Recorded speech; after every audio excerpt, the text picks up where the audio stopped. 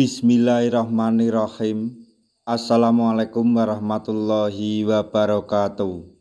Masih bersama karduk.com. Pada video kali ini kami akan menyampaikan kabar gembira yang datang dari Mendagri Tito Karnavian untuk para tenaga honorer, khususnya para tenaga honorer yang mendapatkan kode R2 dan R3 tanpa L pada pengumuman hasil seleksi P3K tahap 1, yaitu Mendagri Tito Karnavian lakukan misi penyelamatan bagi para tenaga honorer yang mendapatkan kode R2 dan R3 tanpa L. Ini soal gaji. Untuk mengetahui lebih detailnya silahkan simak video ini sampai selesai.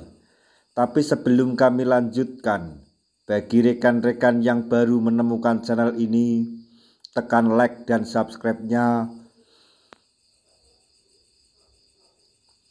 dan juga tekan lonceng notifikasinya supaya nanti bisa mengetahui informasi terbaru terkait dengan seleksi P3K tahun anggaran 2024. Sekarang mari kita simak dan cermati penjelasan dari Mendagri berikut ini supaya nanti tidak gagal paham. Menteri Dalam Negeri atau Mendagri Tito Karnavian telah melakukan misi penyelamatan krusial terhadap honorer R2 dan R3 tanpa L.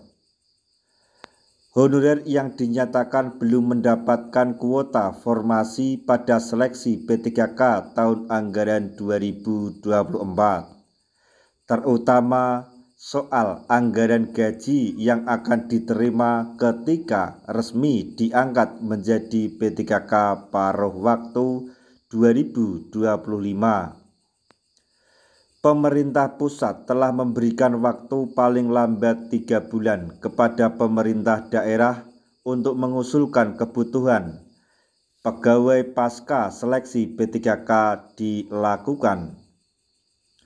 Khususnya para honorer R2 dan R3 tanpa L yang diproyeksikan menjadi P3K paruh waktu. Namun, terjadi indikasi akan banyak Pemda yang beralasan terkait ketersediaan anggaran. Mengingat pengangkatan P3K paruh waktu juga harus mempertimbangkan kemampuan keuangan daerah. Belum lagi adanya regulasi Undang-Undang Nomor 1 Tahun 2022 yang melarang Pemda mengalokasikan anggaran belanja pegawai lebih dari 30% dari APBD. Sedangkan di sisi lain, Kemenpan RB telah menerbitkan keputusan nomor 16 tahun 2025 tentang P3K paruh waktu. Keputusan Kemenpan RB tersebut juga sudah menetapkan hak P3K paruh waktu akan mendapatkan gaji selayaknya aparatur sipil negara atau ASN. Besarnya juga sudah ditetapkan minimal setara dengan upah yang didapatkan pada saat masih menjadi honorer, atau dapat diberikan dengan mengacu pada besaran upah minimum di wilayahnya. Masalahnya adalah dari mana sumber anggaran gaji P3K waktu, maksudnya P3K paruh waktu ini. Oleh sebab itu, Mendagri Tito Karnavian telah menerbitkan surat edaran nomor 900.11-227-SJ tanggal 15 Januari 2025. Surat yang berisi tentang penganggaran gaji P3K paruh waktu dengan menambah beberapa klasifikasi, kodifikasi, dan nomenklatur perencanaan, pembangunan, dan keuangan daerah. Dengan begitu, pada saat honorer R2 dan R3 tanpa L diangkat menjadi P3K paruh waktu 2025, tidak terjadi persoalan pemenuhan gaji. Terdapat beberapa klasifikasi, kodifikasi, dan nomenklatur perencanaan pembangunan dan keuangan daerah yang ditambahkan Mendagri Tito Karnavian, yaitu yang pertama 5.1.02.02.01.0083 belanja jasa P3K paruh waktu pada jabatan guru. Kemudian 5.1.02.01.0084 belanja jasa P3K paruh waktu pada jabatan tenaga kependidikan. Kemudian 5.1.0.02.01.0085 belanja jasa P3K paruh waktu pada jabatan tenaga kesehatan.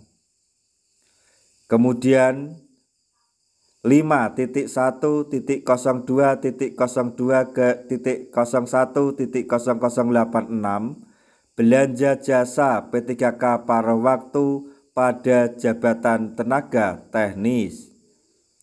Berikutnya 5.1.02.01.0087 belanja jasa P3K paruh waktu pada jabatan pengelola umum operasional. Selanjutnya 5.1.02.01.0088 belanja jasa P3K paruh waktu pada jabatan operasional layanan operator. Maksudnya jabatan operator layanan operasional. Selanjutnya 5.1.02.01.0089 belanja jasa P3K paruh waktu pada jabatan pengelola layanan operasional. Kemudian 5.1.02.01.0090 belanja jasa P3K paruh waktu pada jabatan penata layanan operasional. Misi penyelamatan telah dilakukan agar honorer R2 dan R3 tanpa L memperoleh hak gaji ketika sudah menjadi P3K paruh waktu. Tidak ada lagi alasan pihak Pemda yang kesulitan dalam mengalokasikan anggaran gaji dari APBD. Nasib honorer R2 dan R3 tanpa L sangat terbantu dengan adanya upaya penyelamatan dari Mendagri Tito Karnavian.